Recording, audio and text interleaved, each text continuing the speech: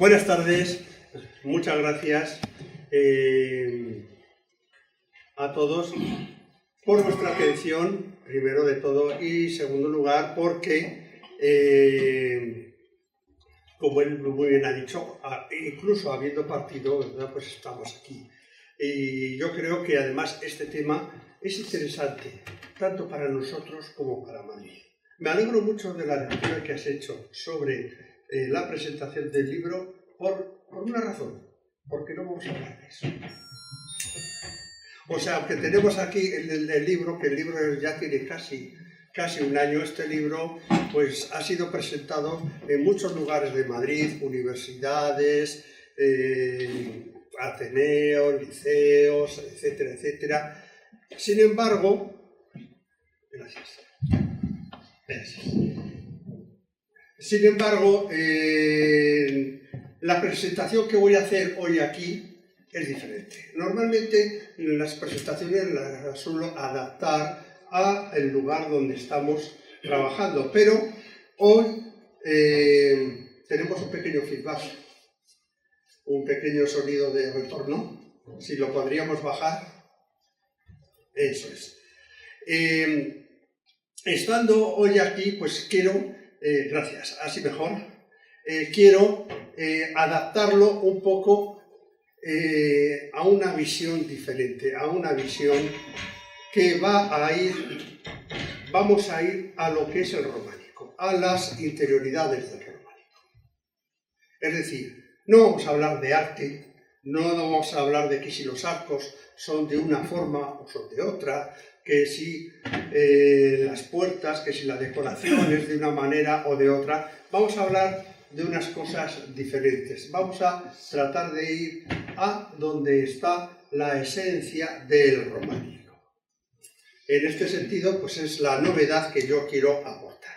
Antes que nada y como introducción, yo siempre suelo decir que el siglo XI, finales del siglo X, principios del XI, que es cuando surge el románico no es otra cosa que un pre-renacimiento, es decir, en la Europa tras la invasión de los bárbaros y la caída del Imperio Romano se sumió en una gran depresión que costó varios siglos salir de ella, hasta principios del siglo XI, que no se sale de esta depresión económica, y es entonces precisamente cuando surge el románico. Y surge el románico con la misma idea que el Renacimiento, pretendiendo resucitar ¿el qué? Pretendiendo resucitar Roma.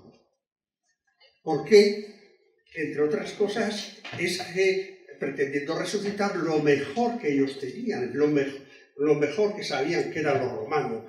Por eso vamos a tener que estas formas que nos aparecen en los circos, en el Coliseo, pues lo vamos a ver, estos adornos reiterados de arcos. Una de las características del arte romano es su maestría en los arcos. Los romanos fueron los primeros que fueron maestros en los arcos. La segunda característica del arte romano es la utilización del ladrillo, es decir, los romanos fueron unos grandes difusores y grandes constructores del ladrillo, más que de la piedra. Y la tercera gran invención de los romanos fue el cemento. El Imperio Romano no se hubiera concebido sin el cemento. Estos tres elementos nos van a configurar luego lo que es el románico, tanto decorativamente como constructivamente. Tenemos aquí el cuarto elemento, que va a ser la bóveda. Tenemos aquí la máxima bóveda que se construyó hasta hace muchos años, ¿verdad?, que fue el Panteón de Roma. Lo que es una cúpula y lo que son las bóvedas. Entonces, todos estos elementos los vamos a encontrar en el románico. Normalmente se suele decir que la Edad Media es una edad oscura, es una edad ingenua. Pero yo les voy a decir una cosa. El románico llevó sus templos, llevó sus bóvedas, llevó sus puertas hasta los confines más recónditos de la cristiandad. Esto no es una edad oscura, sino que todo lo contrario. Podríamos decir que tenemos poca documentación de esa época, pero que no en absoluto es una edad oscura. Entonces, a partir del siglo X y del siglo XI es cuando ya empieza propiamente el románico.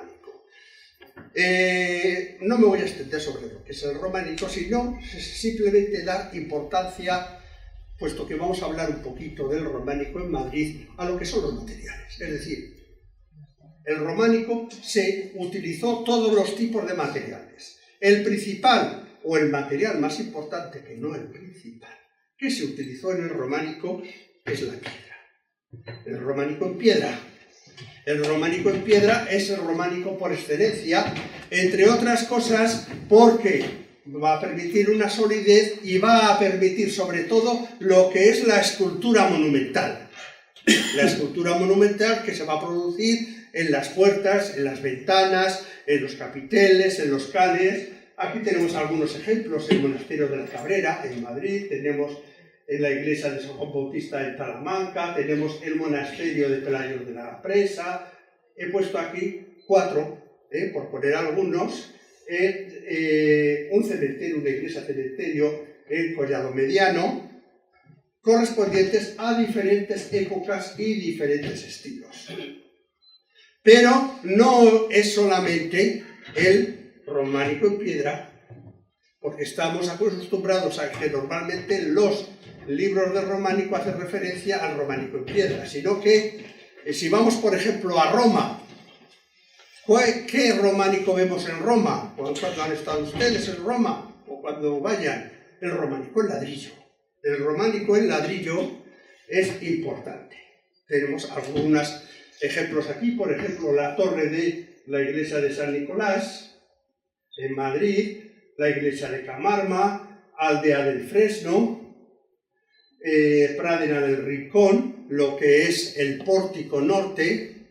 Pero fíjese, les he puesto aquí una iglesia, la iglesia de los Templarios de Segovia. La iglesia, la Veracruz, efectivamente, la iglesia de la Veracruz de los Templarios de Segovia. Para decir una cosa, simplemente, esta iglesia está construida en parte en piedra, en parte en sillarejo, etcétera, etcétera.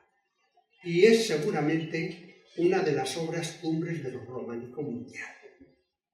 Es decir, que la sabiduría del románico no tiene nada que ver con los materiales, sino que la sabiduría del románico tiene que ver con otras cosas.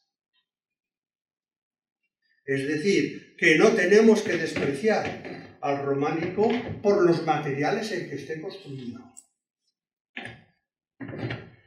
Bien, y lo tenemos hasta el románico en madera.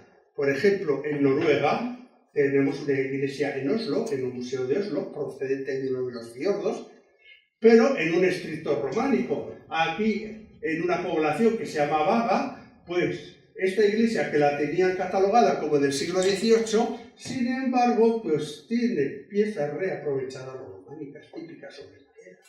Este tipo de arquerías con esos capiteles y sin embargo ellos no lo saben.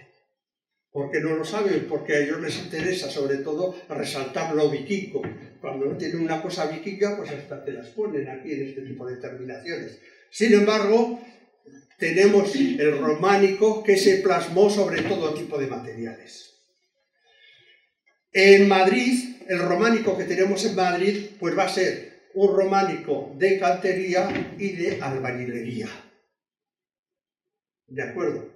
Y nos vamos a mover en esos parámetros.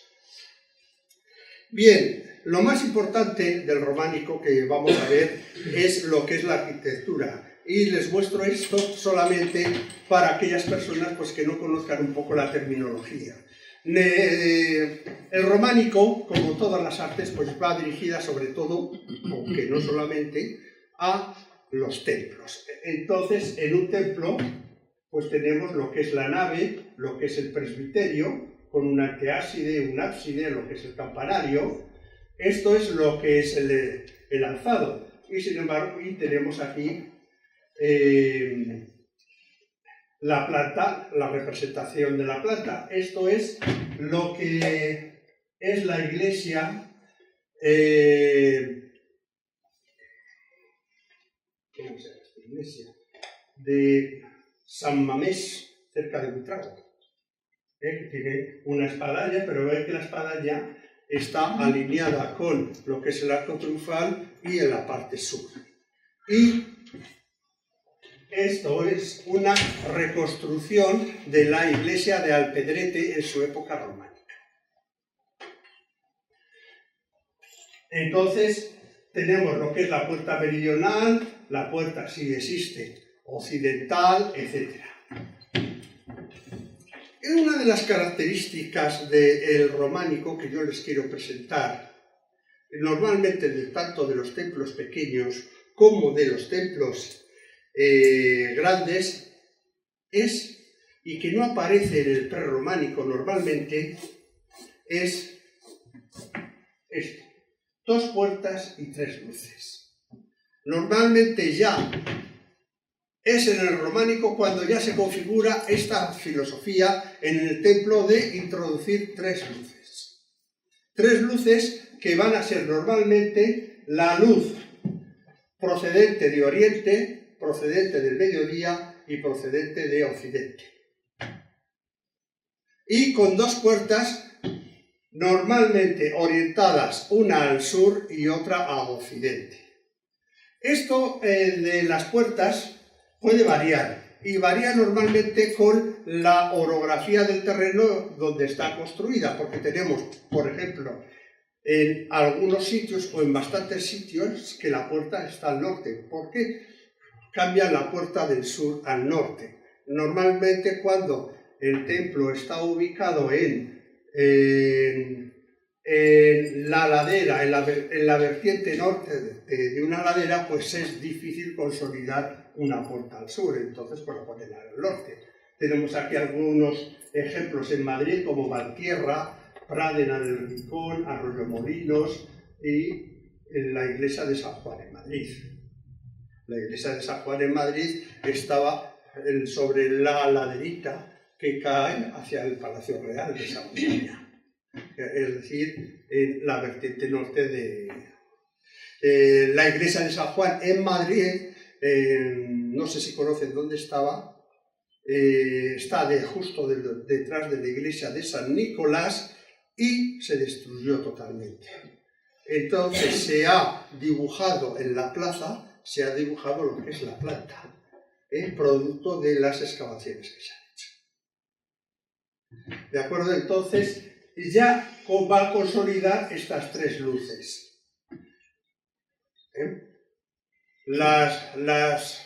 Las 3 luces y las 2 puertas, que va a ser la estructura de templos que vamos a conocer desde el románico hasta ahora. Y en este sentido, pues es importante este detalle. Y vamos a ver pues que en Madrid pues tenemos exactamente lo mismo. Tenemos aquí en Pelayos, en La Cabrera, en Santorcaz. Esto es lo que es San Pedro el Viejo. San Pedro el Viejo es una iglesia románica del siglo XIV, pero que sin embargo está totalmente revestida por estucos barrocos. La iglesia de Carabanchel, Cubas de la Sagra, Valdelaguna, Berrueco, etc.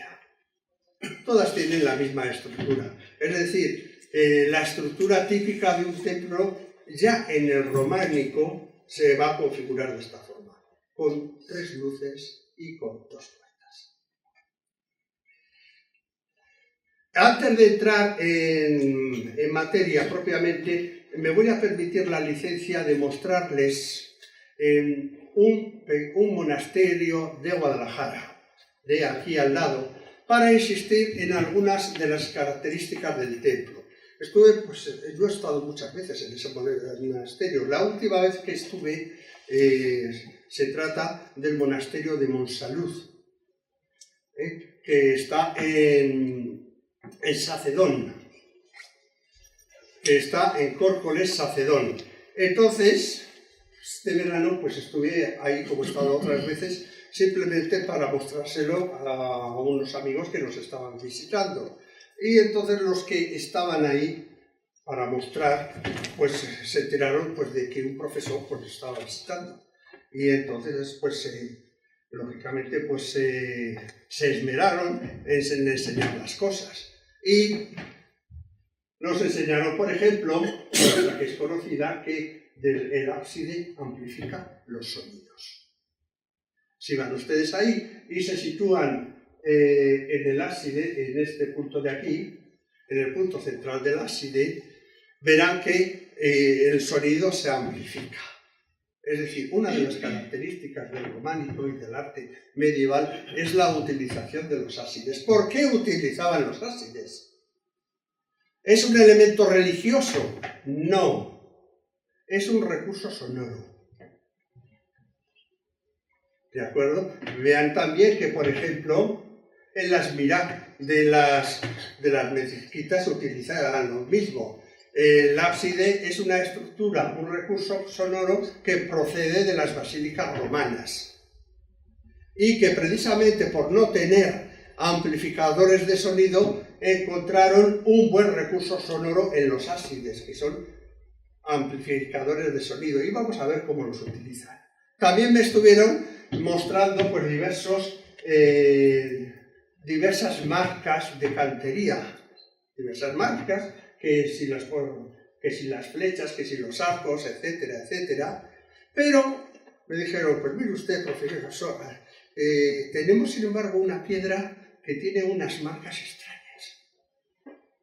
Y que ese tipo de marcas no lo hemos encontrado más que en esa piedra. ¿Qué es esta? Que tiene una serie de círculos, que se ven aquí. Los círculos se pueden ver, tiene una serie de circulitos y una serie de rayas, y no sabemos qué es esto. Y digo, vamos a ver, es que esto que encontramos en muchas piedras son marcas de cantero, pero sin embargo, esto que tenemos aquí es el trazado, un trazado maestro, el trazado de un maestro. Porque por la disposición de los círculos y de algunas rayas que hay, a mí eso se me sugiere que eso es el trazado de un tercelete.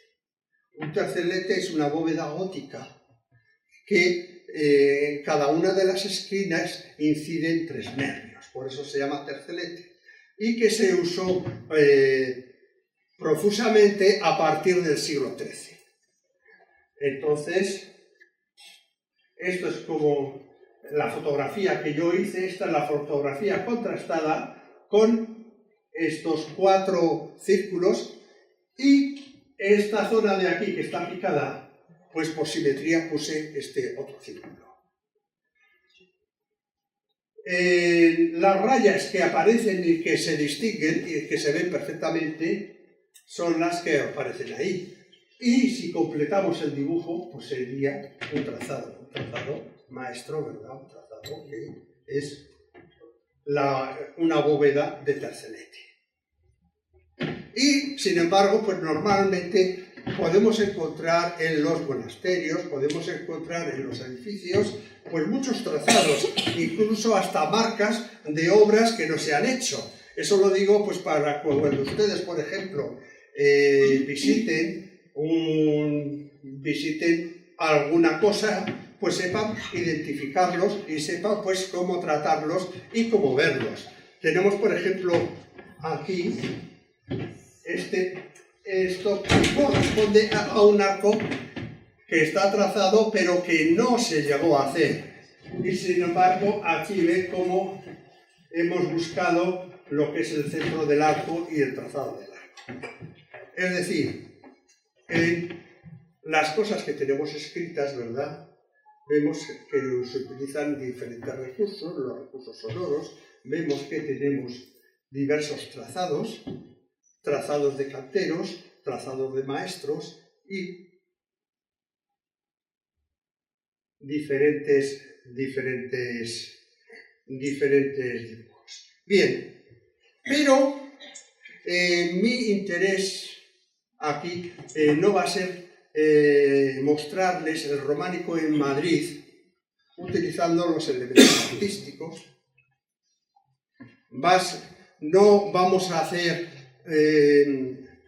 estudiar el románico en Madrid yéndonos a la distribución territorial del románico, sino que vamos a ir a las claves del románico, a las claves del edificio románico, a las claves, en definitiva, de la obra románica. Las claves de la obra románica son tres. Tenemos tres claves, son fundamentales. La sabiduría de la obra, su fuerza y su belleza. Y aquí lo digo claramente, en el último párrafo de la página 25,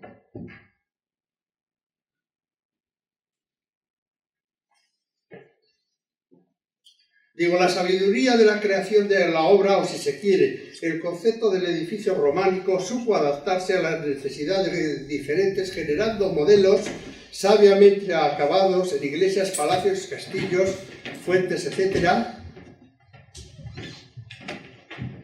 El edificio se concibió globalmente, aquí, la longevidad de las construcciones románicas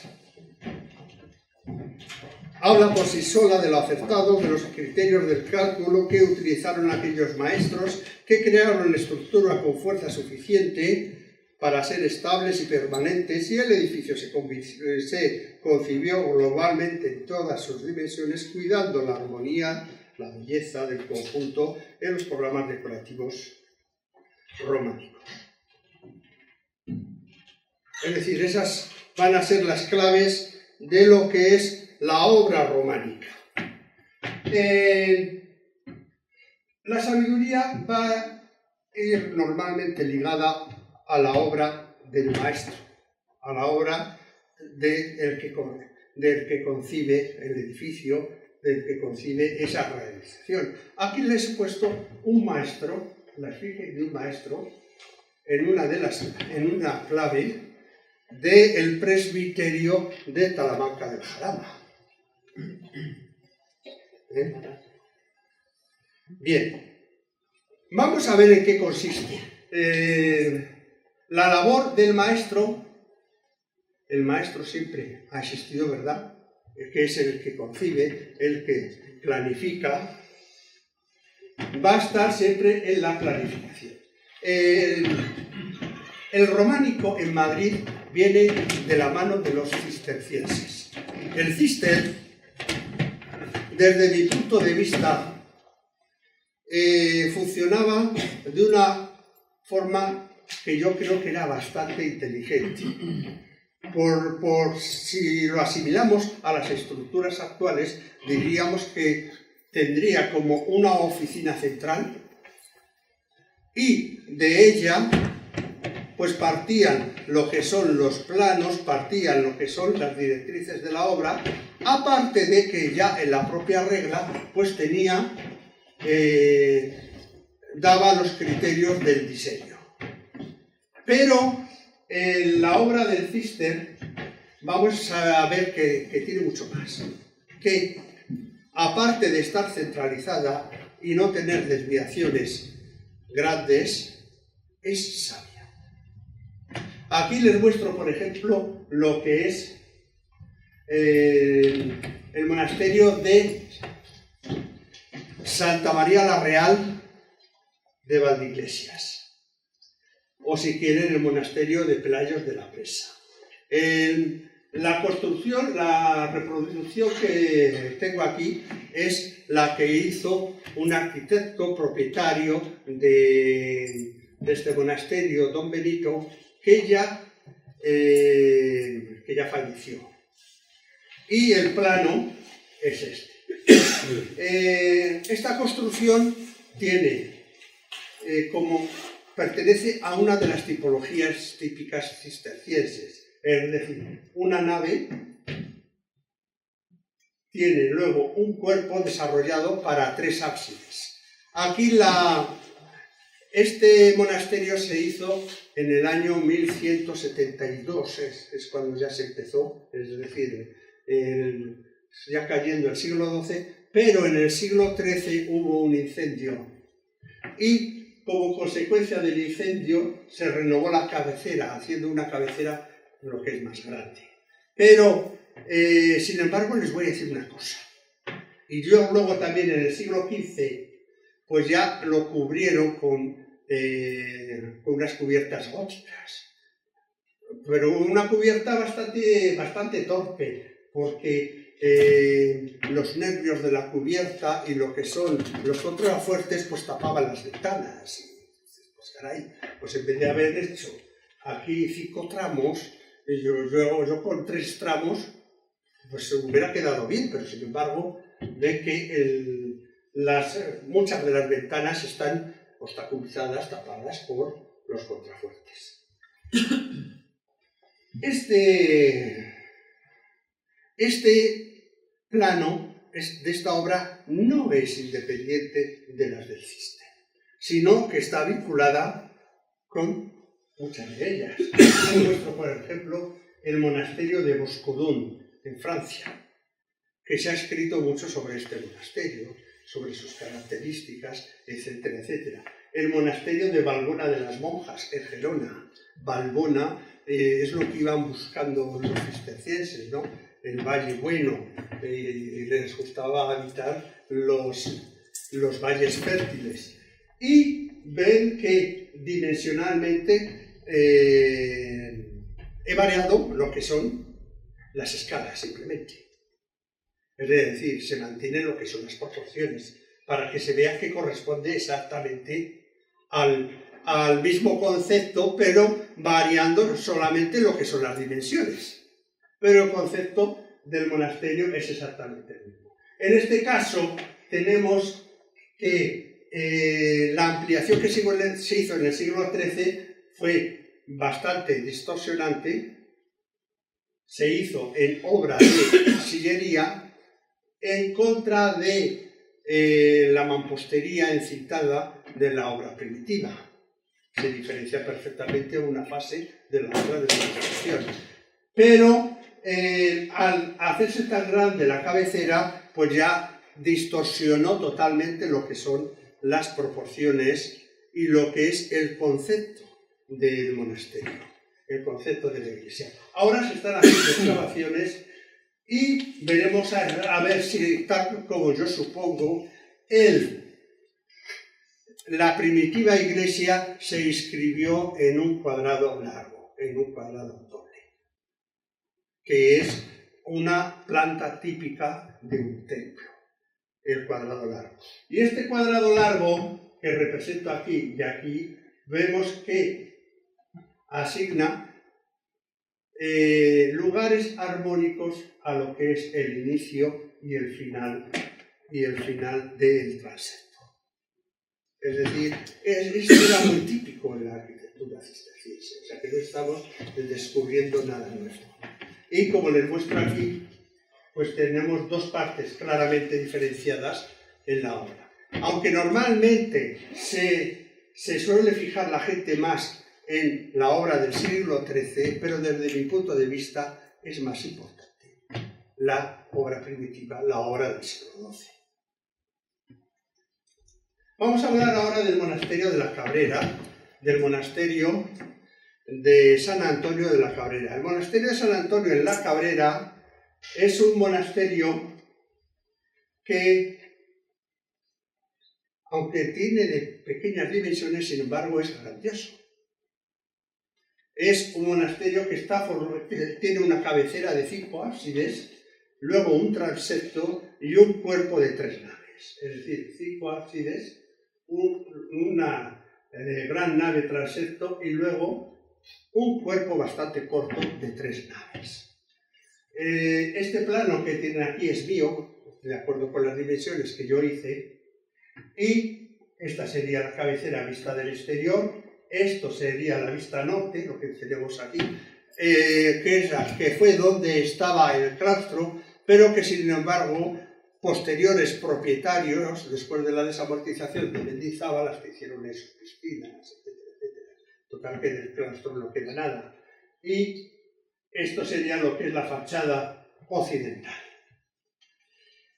Sin embargo, vamos a ver que se ha hablado a nivel de artículos sobre la planta de este monasterio. A mí me parece que esta planta esto sería la visión interior del monasterio.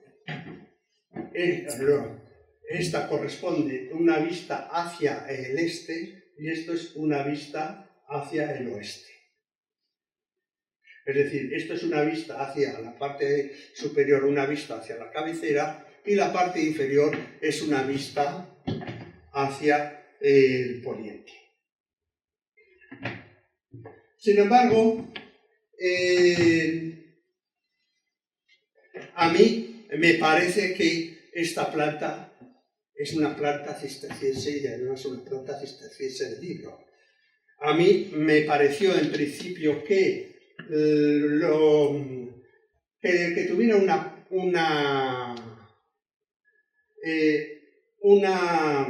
un cuerpo tan corto podría ser pues que la obra se hubiera interrumpido por las razones que fueran, ¿no? Puede ser por razones históricas, puede ser por razones económicas, puede ser por lo que sea.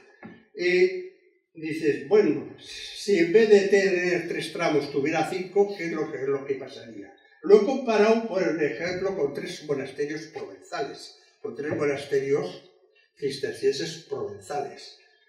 Pero presento aquí simplemente la comparación con el monasterio de Senanc. El monasterio de Senanc es un monasterio muy famoso y muy conocido en la Provence francesa. Y al hacer las proporciones, pues te resulta que todas las proporciones que tengo aquí son en torno al 200%. Es decir, que como si hubieran tomado el mismo plano, pero reducido la escala a la mitad. Sin embargo, al reducir la escala a la mitad, ¿qué es lo que pasa? Que si este ábside de aquí el ábside de la izquierda es muy pequeño, pues hubiera quedado así y hubiera quedado un ábside que apenas cabe una persona. Es decir, que al reducir la escala a la mitad, pues hubo necesidad de un replanteo. Y se replanteó lo que es la cabecera.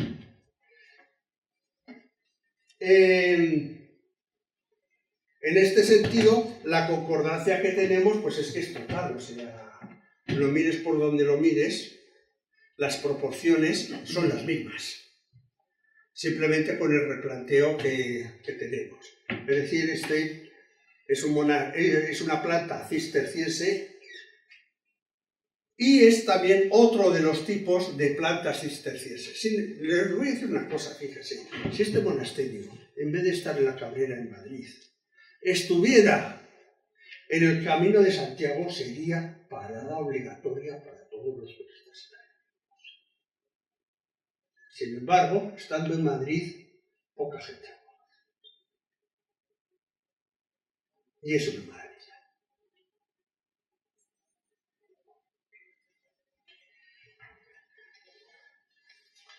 Pero es que además tiene un planteo armónico. Es decir, lo que es la planta básica está escrita en otra de las figuras que también utilizaban los arquitectos cistercienses, es decir, el rectángulo de oro. El rectángulo que tiene las proporciones del número de oro.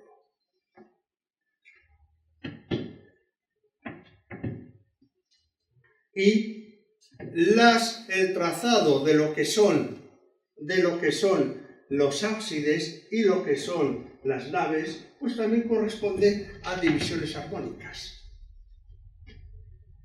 Es decir, tenemos una obra de un maestro de primer nivel, en todos los sentidos. Sin embargo, cuando lo vemos parece una obra que muchos dicen que sí es prerrománica, En el prerrománico no se hacían estas cosas.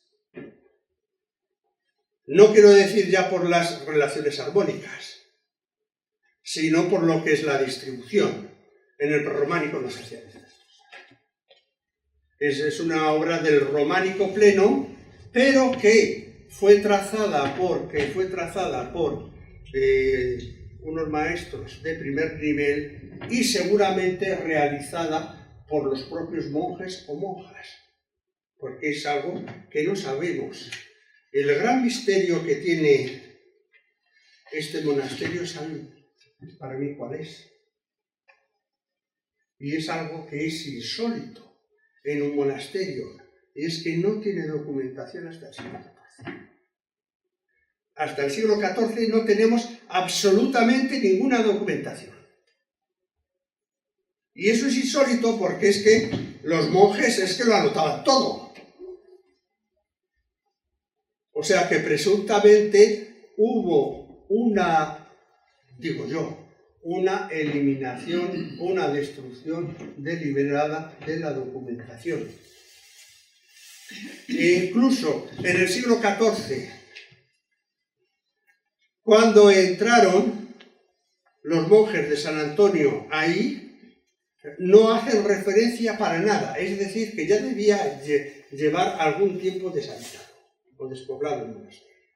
Ese fue para mí uno de los grandes misterios que encierra este monasterio. Seguimos con lo mismo. Aquí lo que hago es simplemente un resumen de las armonías, no tiene otra cosa. Nos trasladamos a lo que es el románico capitalino.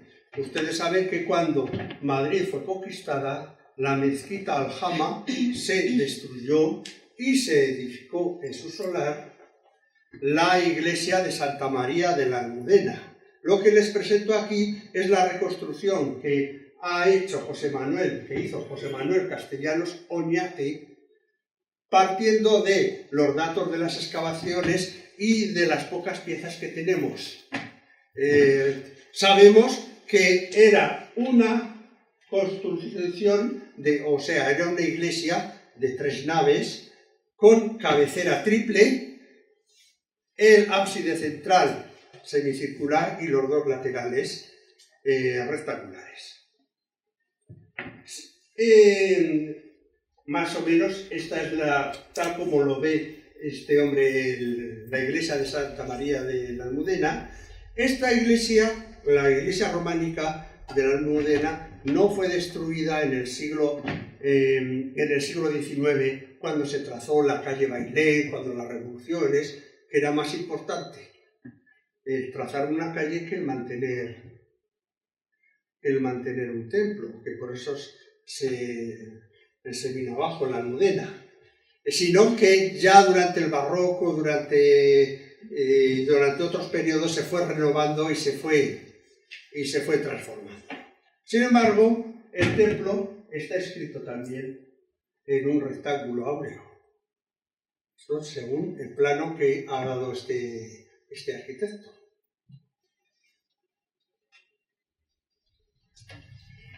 No conocemos muy bien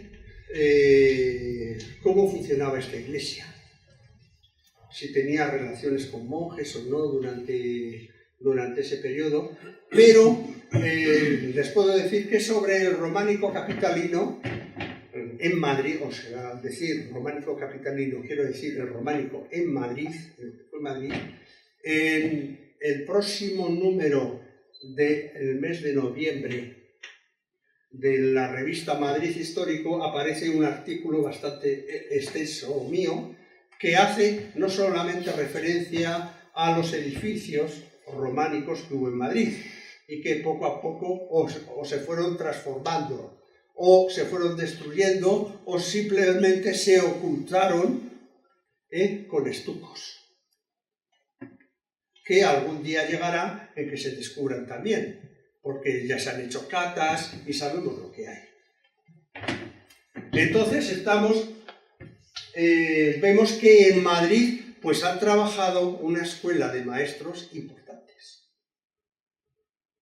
No solamente a nivel de lo que son los monasterios, sino a nivel de otro tipo de construcciones. Y podría seguir y seguir más, y de hecho aquí lo tenemos. Pero, como dice el refrán, pues para muestra un botón, ¿no?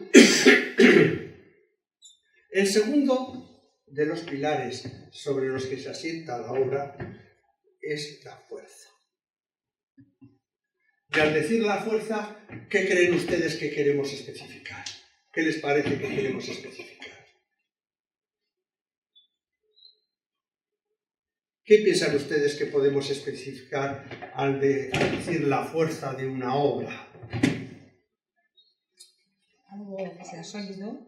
Algo que sea sólido y robusto. Pero es que si no es sólido y robusto, se cae.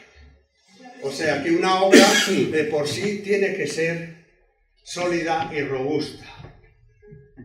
Entiendo que la fuerza de una obra está en cómo esa obra incide sobre la obra. Y cómo esa obra utiliza los recursos arquitectónicos para transformar el hombre. Esa es la fuerza que tiene una construcción. Esa es la fuerza que puede tener un templo. Si ustedes estudian los templos desde la época de los sumerios, egipcios, hasta nuestros días, van a ver, si saben leer en ellos, los recursos que se han utilizado precisamente para transformar el hombre. Entonces, en este pilar de la fuerza, a lo que vamos a hacer referencia va a ser a algunos de esos recursos, que hay más de los que vemos aquí. Uno de los recursos, la evolución del arte en la Edad Media, la evolución de la arquitectura en la Edad Media,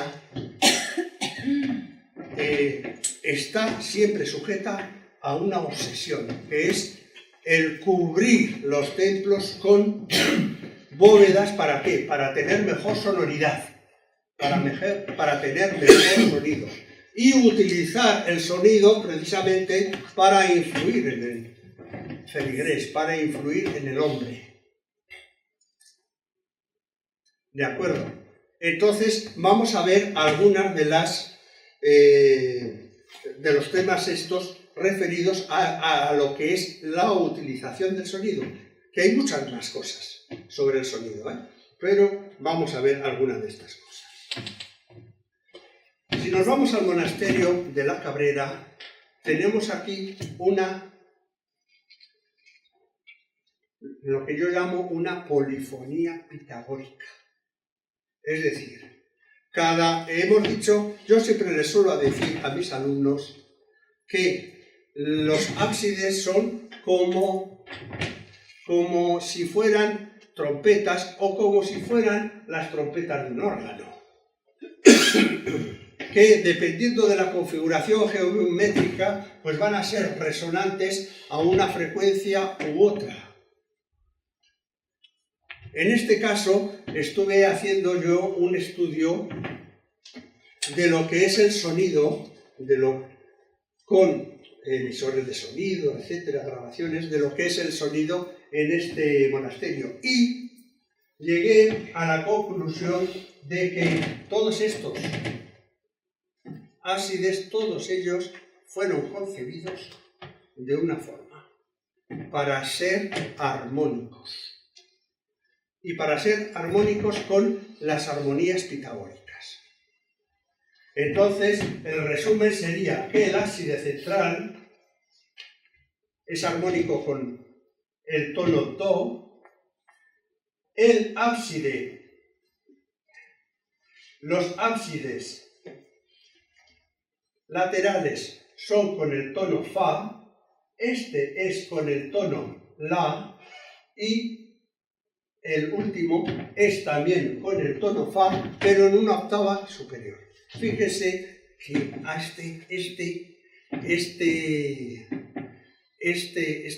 esta cabecera tiene una cosa muy extraña.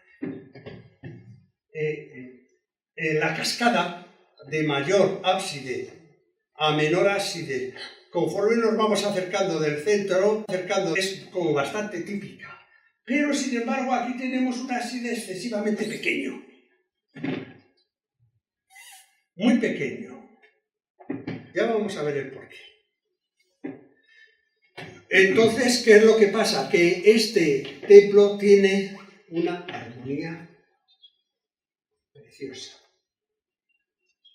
O sea, cualquier sonido se reemite por los 5 ábsides como una suma de 5 sonidos armónicos. Repito, un sonido, un canto, se reemite como una suma de 5 sonidos armónicos. En ese sentido tenemos ahí lo que es una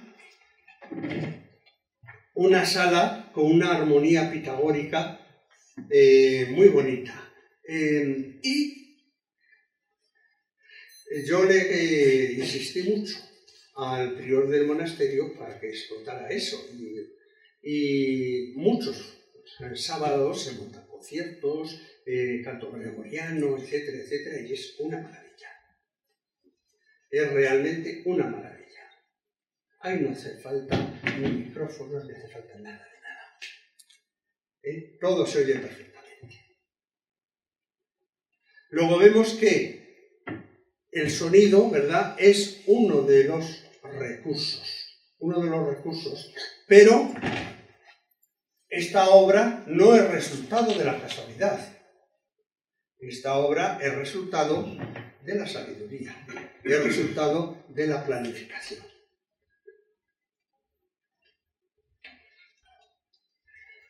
Pero vamos a ir a lo que es el ábside ese pequeño. ¿Qué característica tiene este ábside pequeño? Este ábside pequeño tiene una ventana que está muy desviada, terriblemente desviada. Y a mí pues me llamó la atención. Si aquí no hay ni rocas, ni hay nada de nada si los constructores fueron capaces de centrar estas otras ventanas, ¿por qué no centraron esa? ¿Qué razón hay para que esa ventana no se centre? Entonces, esta es la dirección que tiene la ventana. ¿Ven esta ventana que no apunta al centro, sino que está bastante desviada hacia el norte? Y esta vara que tengo puesta ahí apunta a una roca. Una roca que es además uno de los puntos significativos de esa Sierra de la Cabrera, es el Pico de la Miel. Bueno, pues entonces hice las mediciones y los cálculos oportunos y determiné que esta dirección, la dirección que tiene esta ventana que ven ahí tan fuertemente descentrada, apunta hacia 64 grados noreste. ¿De acuerdo? ¿Cuál es la razón por la que apunta a 64 grados noreste? Apunta exactamente hacia el solsticio de verano. Es decir, en el solsticio de verano, este es el Pico de la Miel, el sol aparece exactamente por el Pico de la Miel. Y lanza su luz exactamente en esa dirección. De forma que entra por esa ventana para marcar exactamente lo que es esa fecha, el solsticio de verano. Y puede decir, ¿hay algo esotérico? ¿Hay algo detrás de todo esto? Pues hay razones para ello. Ustedes dense cuenta que este monasterio, según mi criterio, se construyó hacia el año 1130-1135. En aquella época, Madrid estaba recientemente recientemente conquistado. En aquella época, muchas ciudades como Alcalá, Colmenar de Oreja, etc., todavía estaban en posesión musulmana. En aquella época Madrid era tierra de batallas. En aquella época Madrid eran los confines de la cristiandad. Era así. Madrid eran los confines de la cristiandad. Y a estos hombres o mujeres, que no sabemos qué eran, se les mandó a los confines de la cristiandad. Además, en una época en la que el calendario juliano estaba desplazado respecto al calendario solar una semana aproximadamente, 7 días aproximadamente. Es decir, lo que tenemos aquí no es otra cosa que un observatorio solar. ¿Un observatorio solar para qué? Para determinar el calendario. Para determinar el calendario religioso, fundamentalmente porque la incidencia de 7 días sobre otro tipo de calendarios, como puede ser, por ejemplo, el agrícola, pues no es sustancial, pero para ellos era muy importante este tema. Entonces, vemos que este tema que es importante, tenemos aquí lo que es un observatorio solar. Pero fíjense en una cosa, aquí tiene que tenemos, por ejemplo, unos árboles. Este es el pico de la miel y aquí tenemos árboles. Es decir, si queremos ver cómo funciona ese observatorio solar, les he dicho que quiten esos árboles, porque es que si no, en el mes de julio esos árboles están llenos de hojas y no dejan pasar la luz. Y aparte de eso, las últimas décadas hemos tenido la manía de poner en estas ventanas placas de marmolina. Las placas de marmolina, ¿qué es lo que hacen? Destruyen el rayo, lo difuminan. Pero vamos, que lo que tenemos ahí es eso, no nos cabe ninguna duda. Pero tenemos más cosas. Perdón. Sí. Lo que hemos puesto aquí ha sido una simulación de lo que sería el rayo. El rayo duraría unos 7 minutos, aproximadamente, unos 7 minutos desde que sale, porque apuntaría hacia la posición donde está la puerta e iría recorriendo el suelo hasta desaparecer, a medida que el sol se va levantando. El ábside sur también tiene una ventana bastante desviada. Pero aquí me costó más trabajo porque es que este observatorio solar se construyó, en mi opinión, después del otro. El otro es el primordial, se me olvidaba decirles una cosa. Bueno, ahora se puede decir. Y fíjense lo que pasa.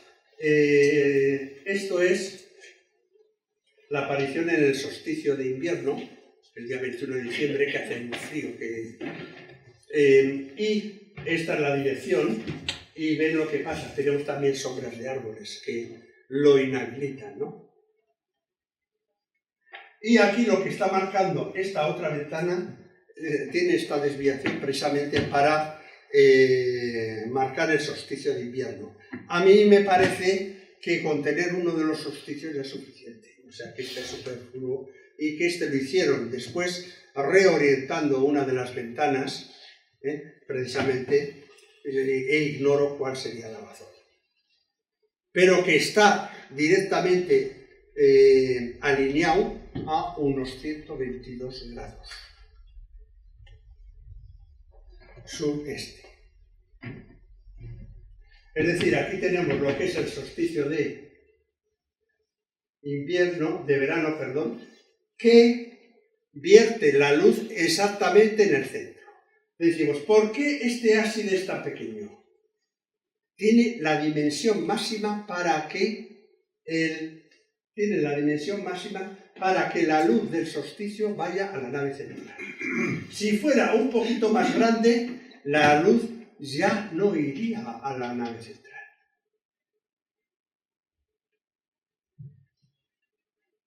Si fuera más grande, la razón por la que se hizo este ábside tan pequeño, lo ven con respecto a las dimensiones del ábside simétrico, es eso. Y de hecho, en el ábside sur, que es el del solsticio de invierno, la luz nunca llega a la nave central.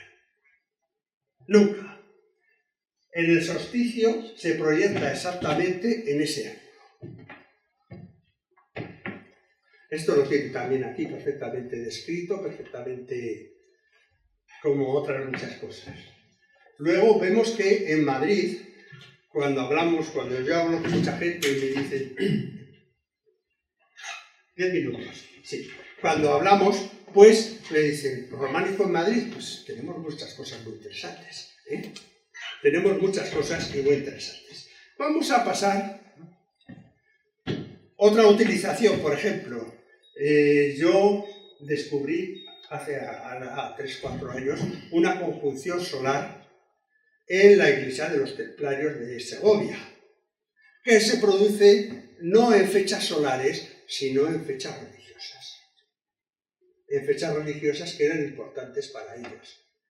¿Para qué utilizaban esta conjunción solar? Esta conjunción solar lo que hace es que en el atardecer ilumina el altar. En esas fechas se ilumina el altar.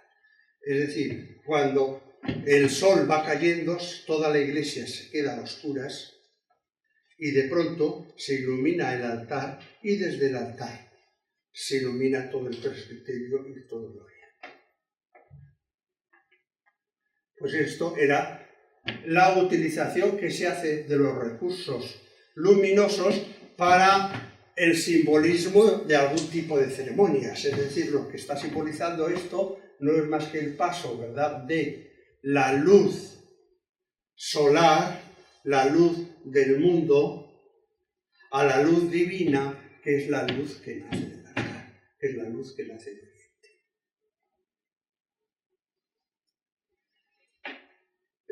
Yo lo he estado enseñando esto durante 2 o 3 veces y sé que hasta ha merecido la primera página del diario El Adelantado de Segovia. Bien, aquí tenemos, por ejemplo, vamos a pasar al tercer pilar de la obra. El tercer pilar de la obra es la belleza. ¿Qué sentido tiene la belleza? Pues el mismo sentido que la fuerza, es decir, influir en el hombre. Transformar al hombre, pero utilizando distintos recursos, utilizando unos recursos diferentes. En el románico madrileño no tenemos lo que es una escultura monumental, solamente pequeños atisbos en Talamanca o lo que ha desaparecido de la Almudena de Madrid, pero tenemos, por ejemplo, el recurso de las pinturas. En este sentido tenemos, por ejemplo, lo que es, aquí tenemos Nuestra Señora de la Asunción de Valdelaguna, lo que es el Pantocrátor con el Tetramorfos. ¿Qué simbolismo tiene esto? Este es uno de los símbolos más importantes y más fuertes del cristianismo. Yo a mis alumnos siempre les digo que esto lo que simboliza no es ni más ni menos la primera venida. Pero dense cuenta que el que viene no es un niño, sino que es Jesús, Dios, con los atributos divinos. ¿Y que por dónde viene? Por donde venimos todos, es decir, hijo de madre. ¿Qué es lo que está simbolizando entonces la mandorla, la almendra? ¿De acuerdo? Es la venida al mundo, hijo de madre. Y con los 4 animales, que los 4 animales no son, que simbolizan los evangelios, pero que en el Antiguo Testamento sabemos, o saben ustedes, que lo que simbolizaban eran ni más ni menos que los 4 estandartes bajo los que combatía el ejército de Israel. En ese sentido, tenemos una riqueza no despreciable de lo que son las pinturas románicas en Madrid, aunque son tardías, pero son pinturas románicas. Tenemos, luego, no voy a hablar de la simbología de, puesto que me están apremiando, no voy a hablar de la simbología de las vírgenes, que es exactamente la misma. Tenemos aquí la de Camarma de Esteruelas, que es preciosa, otra pintura románica muy bonita. Tenemos la de Torremocha del Jarama. Tenemos esta foto la hice antes de que levantaran la capa de yeso. La de Valdilecha, de aquí, esta es la primera que se hizo, la primera que se restauró. Por eso se cometieron estas barbaridades de picar donde la pintura no estaba clara. Pero tenemos recursos para aclarar esa pintura y para saber lo que había detrás. Tenemos también otra pintura más que conocemos, pero que está detrás de un retablo. Y tenemos otras que han desaparecido, por ejemplo, San Mamés. En San Mamés, que resultó dañada en la guerra, pues fue, cuando se rehizo, pues fue el párroco y la repintó. Ahí un pantocrato con un tetramorfos, pues vamos, queda para atrás. Es decir, estos recursos, los recursos de la pintura, de la escultura, etc., el sentido que tienen es también el mismo que estamos diciendo. Bien, para no meternos en otros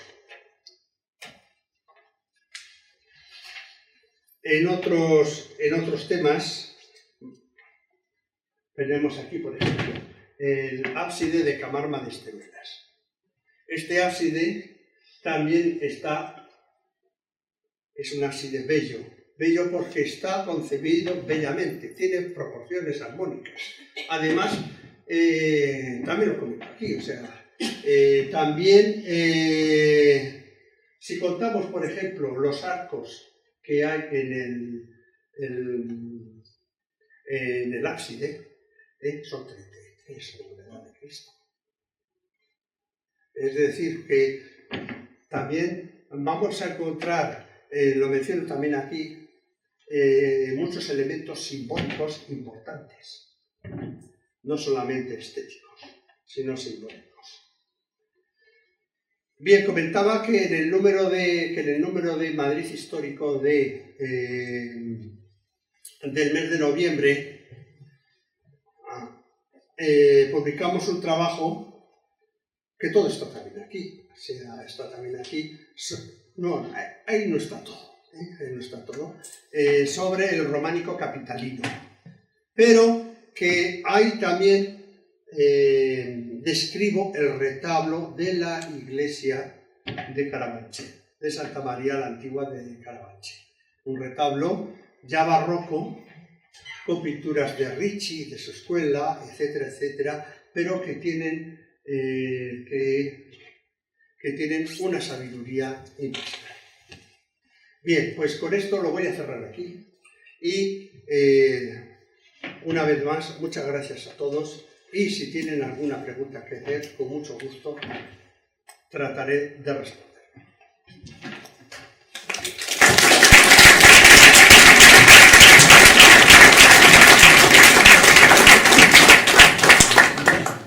Había anunciado yo que el profesor López de Silanes nos iba a dejar anonadados, ¿no?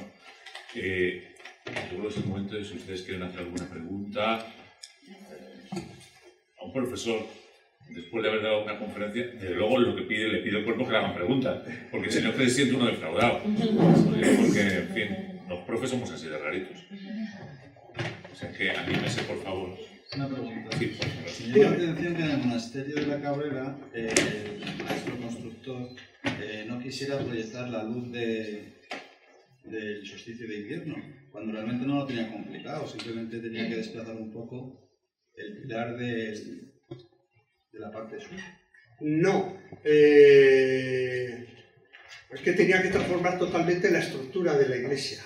Pero desplazando un poco ese pilar, junto con el resto de estructuras, de ejercicios. La única forma que entiendo yo que podía, si quería introducir la luz dentro de lo que es la nave, era haberlo hecho más pequeño, igual que se hizo.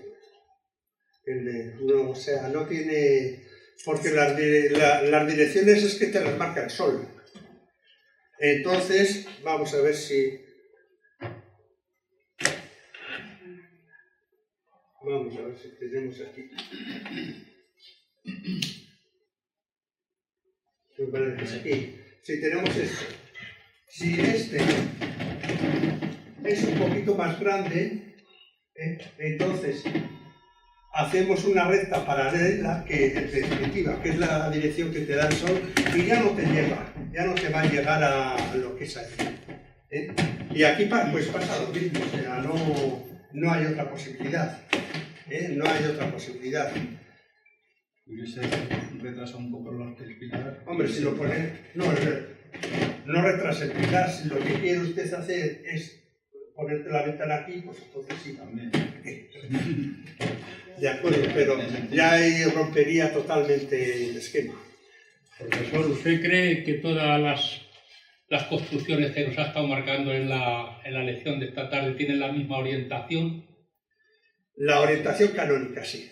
Todas tienen la misma sí. orientación. Sí, no obstante, no todas las construcciones románicas tienen esa orientación. No todas, y no todos los maestros participaban de las mismas escuelas y del mismo saber. ¿Y han estudiado la maestría?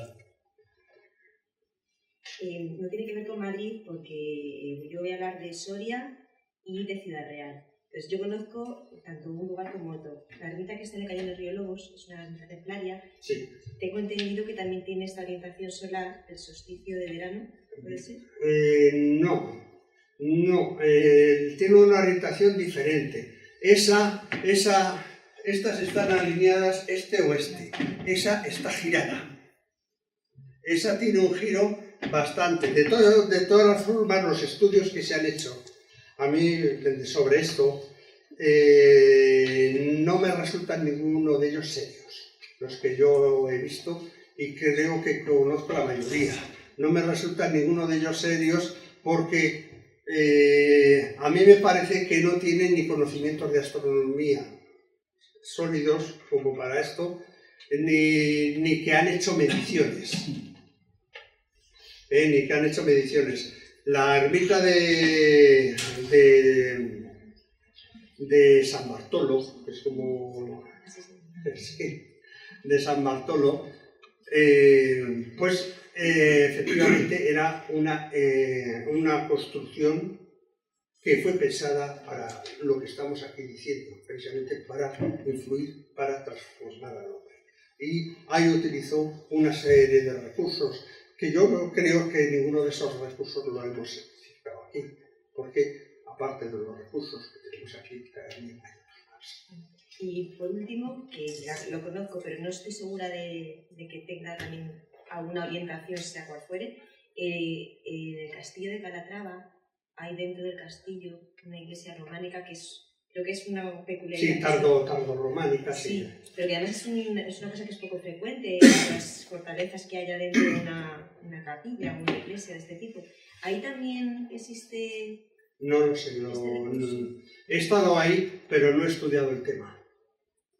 No he estudiado el tema y es uno de los temas que tengo en mi agenda, pero ya le digo que de momento no... Y tampoco conozco así nada específico sobre ese tema. Tenemos en Occidente un gran rosetón en esa iglesia, un rosetón deslumbrante y precioso, Con piedra volcán. pero se refiere a Calatrava la nueva, no Calatrava la vieja. Se está refiriendo Sí, el usted. castillo, hay dos castillos.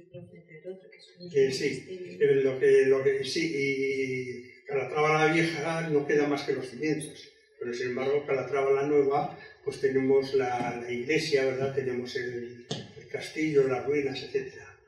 Pero ya le digo, en ese caso no le puedo decir ni una cosa ni otra, porque lo conozco, pero no he estudiado el tema con precisión. Oiga, ¿qué criterios seguían para elegir los emplazamientos? Porque yo conozco alguna iglesia románica que está, como dicen los ingleses, in the middle of nowhere, ¿no? En el medio del campo, y no se ve por qué hicieron eso en el siglo XI, ¿no? Normalmente los criterios pues, son donde había poblaciones, que no quiere decir que hoy las haya, porque sabe que sobre todo con lo que pasó en el siglo XIV, las pestes, etc., entonces hubo unos despoblamientos bastante fuertes. Lo que pasó en el siglo XIX, principios del XX, también se despoblaron muchos sitios. Y el único testigo que queda pues es una iglesia que después la han reducido al estatus de ermita, pero que en su día pues era una iglesia con pila bautismal, etcétera, etcétera. Si se refiere a ubicaciones de templos antiguos, pues también lo hay. Utilizar las ubicaciones de templos antiguos, construir sobre lo anterior, eso también lo hay. Si se refiere, por ejemplo, a buscar ya lugares con propiedades específicas, también. Pero yo en ese tema no estoy muy... Yo quería preguntarles respecto a las... Dos últimas preguntas, si no les importa usted, y es que si no nos vamos a... Perdón. Respecto a lo que mencionó usted de las armonías pitagóricas, ¿se refiere usted a los armónicos naturales que pueden tener cada sonido? Efectivamente, sí. A los armónicos dentro de la escala pitagórica. Sí. Porque sabe usted que llegó el Renacimiento y entonces ya se cambió. Y se cambió la relación entre los armónicos. Pero durante la Edad Media lo que estaba vigente todavía eran la escala pitagórica. Y la relación de frecuencias que vigente desde la escuela pitagórica. Sí, y es esto que es un emisor. Bueno, quería saber si esos sonidos armónicos, los distintos sonidos armónicos, se deben a alguna otra causa que no sea la sonorización, al ser distintos. Se deben al diseño de los arcilles. O sea, cada recinto es resonante a una frecuencia determinada. Yo, por ejemplo, cuando una de mis lecciones suelo empezar con dos cuevas que hay en una ciudad arqueológica en Menorca, no me acuerdo el nombre, pero son dos cuevas que los arqueólogos las califican como almacenes de agua, como depósitos de agua. Sin embargo, son de estos que tienen la fuerza. O sea que uno de ellos es resonante a la voz de un hombre y otro a la voz de una mujer. Y estos saben que en la antigüedad mediterránea se utilizaba bastante. Las pitonisas, por ejemplo, actuaban entre recintos que eran resonantes y se conservan algunos de ellos. Es decir, que ya en la antigüedad ya se trabajaba con recintos resonantes a diferentes frecuencias. Y son de estos recintos que, o sea, que a una persona que entraba ahí, pues le tenía que imponer mucho más. Claro, sin ningún otro motivo. Sí, influir sobre él, en el sentido que fuera. Influir sobre él o sobre ella, vamos. Bueno, pues yo creo que con esto vamos a dejar descansar al profesor, que también... Una cosa iba yo a apuntar. El libro, si lo quieren, lo tienen ahí, lo tienen en todas las librerías de Madrid, o sea, es un libro que está en la red, está a 24 euros para los gastos de envío, y aquí lo tienen a lo mínimo que me deja la editorial Venderlo, que es a 20 euros. Para aquellos que les venga bien, pues lo tienen a su disposición, y los que no estén interesados, pues lo tienen en internet, lo tienen en las librerías, lo tienen en cualquier sitio, porque es mi segundo libro sobre románico. Pocos autores han escrito 2 o más libros sobre románico. Yo, sin embargo, tengo el honor, pues, de haber escrito 2 y haber escrito cientos de artículos también sobre románico. Pues muchas gracias.